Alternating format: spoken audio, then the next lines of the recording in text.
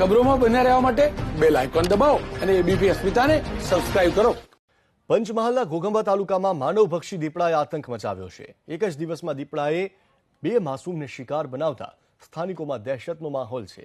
દીપડાએ કરેલા હુમલામાં એક બાળકીને હાથના ભાગે ઈજા પહોંચી છે. જંગલ વિસ્તારમાં આવેલા કાંટાવેડ ગામમાં પશુઓ ચરાવી રહેલા 8 વર્ષના બાળક પર દીપડાએ હુમલો કરી અને મોતને ઘાટ ઉતાર્યો. ત્યાંથી 4 કિલોમીટરના અંતરે આવેલા ગોયાસુંડલ ગામમાં ઘર આંગણે રમી રહેલા 5 વર્ષના માસૂમને દીપડો જડબામાં દબોચીને ખેતર તરફ ભાગી ગયો. ગામ લોકો બાળકને બચાવે તે પહેલા જ તેનું મોત નીપજ્યું. બનાવની જાણ થતાં જ વન વિભાગની ટીમ ઘટના સ્થળ પર પહોંચી માનવભક્ષી દીપડાને પકડવા માટે અલગ અલગ વિસ્તારમાં 5 જેટલા પાંજરા મૂકવામાં આવ્યા છે.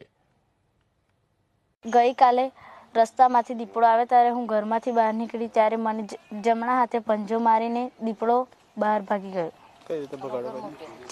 ચીસો પાડવા લાગ્યા ને હું ઘરમાં ઘૂસાઈ ગઈ. લગભગ 6 મહિનાથી દીપડો પરેશાન કરે.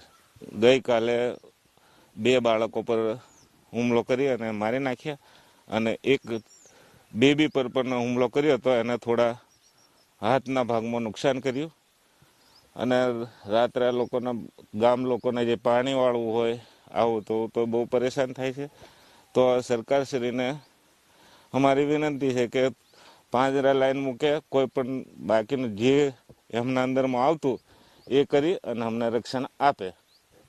કામગીરી તો હવે અત્યારે જે સમય છે ને આસપાસના એરિયામાં તમામ જગ્યાએ આ રીતના હુમલાના બનાવો વધી રહ્યા છે અને એના માટે સતત અમે પાછલી વાર બી જ્યારે વાવકુંડલી ગામે બાળકનું મોત થયું હતું તો એ દરમિયાન પણ અમે અવેરનેસ કેમ્પેન એ બધું કરાવડાવેલું હતું અને અત્યારે બી અવેરનેસ કેમ્પેન કરીને પિંજરા જે લાસ્ટ હુમલો થયો હતો ત્યાર સુધી હજુ બી પિંજરા અમે મુવમેન્ટમાં જ છે, ગોઠવીએ છીએ એ જગ્યા માટે બી ડેલી.